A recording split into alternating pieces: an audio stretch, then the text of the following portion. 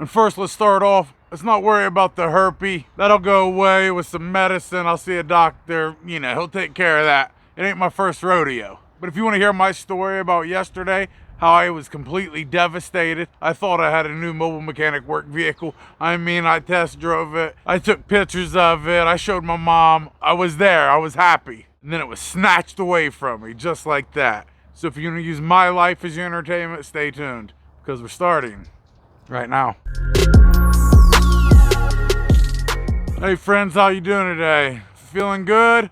Good physically? Good mentally?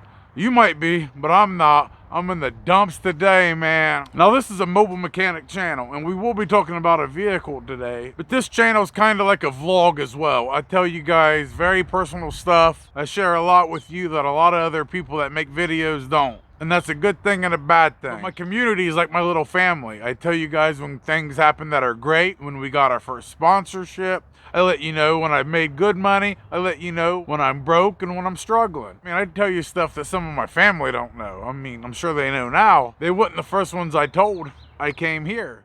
So everybody that's donated to help me get a mobile mechanic work vehicle, I thank you. I'm indebted to you forever. I wish you would let me tell your name so you could get the recognition you deserve. You guys are great men and great women, and you don't even want your names out there. And that's how you can tell you're doing it for the right reasons. So because of your generosity, I also sold a lot of my pew-pews and a couple other things. Between everything, we got $2,000 to put down. So I was pretty excited about that. And I was looking at some trucks. And now the truck market and car market right now is crazy. I could not find a vehicle, a truck, under $15,000 that had 100,000 miles or less. I mean, I scoured. There was a couple vehicles that was close, like I found a Ford F-150, 120,000 miles, but it's still $17,000. And I'm thinking, gosh, man, I just want to put $2,000 down. And we was trying to keep our payment into the threes somewhere. I didn't even care where it was. I just need the first digit to be a 3. That's all I was looking for. Now, I'm going to be very personal with you guys and tell you the honest truth. My credit is not great. It's not at the bottom, but it's not great. Our credit right now, out of the 3 credit scores, is somewhere between a 650 and a 665, something like that. So I'm like in the fair territory, you know. So with my 660 credit score with a couple thousand down, I thought I could get a loan for maybe 10 to 12,000 and keep the interest rate 12, 15%, something like that. And this is what I calculated, and to me it all made sense. The problem was we had to find a vehicle that would match all that. Because like I said, it is very hard to find a truck under 100,000 miles, let alone 12,000, 15 or 16,000. But I looked everywhere. Remember, I've been out of work for a minute. The only vehicles I've been doing are the ones that's getting brought to me. Well, when you're advertising as a mobile mechanic and you're not mobile, it doesn't really work real well. So I need to get back on the road as soon as possible. But I can't be stupid and just get a vehicle at 280,000 miles just for it to work for a week and then bust down on me. You know, I got to be patient, but I got to move with a purpose. Because the longer I'm not working, the more I'm going to be dipping into this money to live off.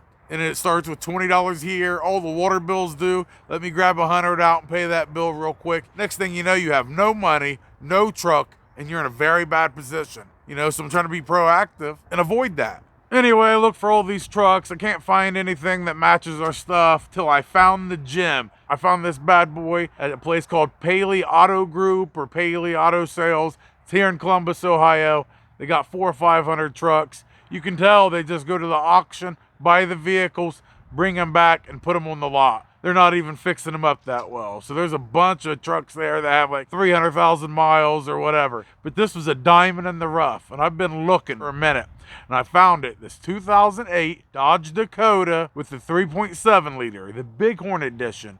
4 doors, 4-wheel drive, exterior rating 8 out of 10. Interior 8 out of 10. When I test drove it, this thing ran smooth. I was so damn happy. I was so happy. I went and picked my mom up to go for a ride with me like I was 18 years old. I remember when I bought my first car, I did the same thing. That's how bad I need this and want it. You know, that's how I provide for my family. I can't be carrying tools there. And like I said, I can't be a mobile mechanic if I'm not mobile. we got to figure something out here. So I was very excited. So after the test drive, I go inside, talking to Steve, I think his name was. We sit down and we start talking. He asked about the credit, and the money, and I told him exactly what I just told you. So he starts pulling it up, and we said, we'll get something figured out. And as we're talking, he puts all my stuff in. It takes about 45 minutes. So as we're bullshitting, I'm sitting there thinking about how I can recoup some of that $2,000. Well, remember, I got this 2005 Honda Accord, and I got a 2015 Kia Soul. The Kia Soul needs a new engine, electronic power steering's messed up, a couple other things. Now the 2005 Honda Accord is still driving, but barely. It's got like 250,000 miles on it, needs a lot of work. You just can't use that for your mobile mechanic work vehicle. I have for like 3 or 4 months, and I broke that bitch down pretty good. And now it's not even safe to drive with that much weight in it. So I'm talking to him and I'm asking, do you guys buy vehicles? And I told him the vehicles I have.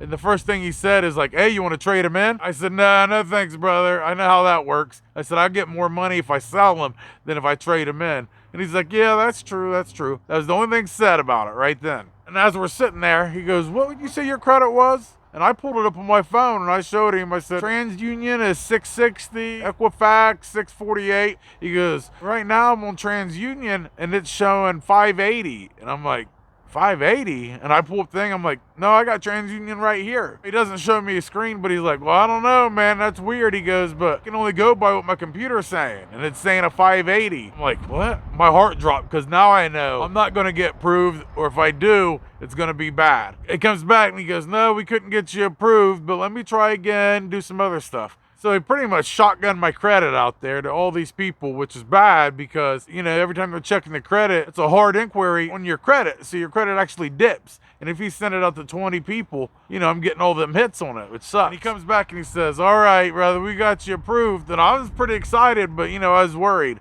He goes, well, because of the age of the vehicle, we can only do it for 48 months because it's a 2008. And I was like, okay. He goes, but you're going to have to bump that $2,000 up to $4,000. Your payment's going to be about $460 a month, and you're going to have to trade in both vehicles. And I was like, what? There's no way I can do that. And he was acting like he's talking to another loan company. He goes, all right, let me work my magic. Well, now he comes back, he goes, you still got to put in both vehicles, and you got to put down $5,500 now, and we got your payment down to $399. They extended it out from 4 years to 5 years. And the whole time, it wasn't another bank he's talking to. They're doing in-house credit. He took the 2 vehicles that I was asking about selling so I could get some money back, because I'm about to give him $2,000. Well, I thought I was. I was thinking I can sell these vehicles and get that money back. He took that knowledge of us talking about that and used that against me. I mean, it was just a shark. He knew how bad I wanted it because I'm a dumbass. I was being friendly and I was telling him what was going on. Like, hey, I'm a mobile mechanic. I need this truck real bad. And he did everything he could to max me out. And it crushed me, man. Fucking crushed me because I worked hard to get my credit up. So I could not understand how I'm looking at a 660 and he's telling me a 580. And it's off the same thing, TransUnion. It ain't like we're looking at 2 different credit sources or credit companies. It's the same one. How we got 2 different scores like that? My wife's like, no, hell no, we can't do that. You got to get out of there. So I leave crushed, man. And I start looking up some reviews. There's a bunch of reviews on there talking about how their credit score was higher. And they told them that they had a lower credit score so they could finance them, not through a bank, but through them, raise the interest, get more money up front out of them. And was caught lying about it. And that's why I'm putting them on blast. And I understand it's a dog-eat-dog world and they got to make their money. I was already going to buy the vehicle. I was already giving you money down. You didn't have to do nothing. I already had it in my mind. This is what I wanted. It would have been the easiest deal in your life. Take the couple thousand down. I'll pay you $350 a month and we're good. And all they do is kept taking and taking and wanting more and more. Because he knew how bad I wanted it. And that was a rookie mistake. If you're going in there to buy a car, don't show them how bad you want that car because they'll do exactly what he did. So here I am without this vehicle. I had to call my mom and tell her. I said, I didn't get it. And I'll show you my credit. I put it up here. Explain to me how we got 2 different credit scores from the same company that far apart. You can't. Because they lied. They tried to scam me. They tried to rip me off. And what sucks is, man, after all that, like everything I've been through, I was so excited. Like I already had jobs lined up this weekend and it devastated me, Why it devastated me is because I'm a kind man. I do what I'm supposed to. I get up, I go to work, I take care of my family, my son and my ex-wife. I take care of him. You know, whatever he needs, I send that way. My child support's over $700 a month, and it's paid on time. Everything they need, I give them. I take care of my kids. This is everything you're supposed to do, but I do it. There's a lot of people that don't. I served our country. I bled for our country. So I feel like I deserve it, you know? I just deserve this truck. And I'm not asking for the 2022 Ford F-150 that's $60,000 or $70,000. We're talking about a $13,000 vehicle that's, I don't know, 15 years old. And this guy goes and takes advantage of me like this. Man, it hurt, you know? Messed me up pretty bad. Some people watching this are going to be like, oh, dude, that's stupid. It's just a vehicle. Why are you going to get all upset? But I don't care. It hurts me. This is a big hit to me. Like I said, everybody knows I can't handle stress. I can't handle certain things because of my PTSD. So it was hard for me to go out to these car lots and talk to people without getting so stressed out. But I did it, and I was just so excited, man. And since I haven't been working, you know, the PTSD's got a little bit worse. The depression's got a little bit worse, man. Like, struggling a little bit more. You're not working like this, you start to feel less of a man. And when I got out of the military and became a civilian, I lost my whole identity. I went from being somebody that's in charge of other people's lives and millions of dollars worth a gear. Man, my ribbons, I was like 12 deep. I was decorated. I was literally a decorated war hero. If you like it or not, that's just the facts. And then I get out and I'm nothing. So you already lose that identity.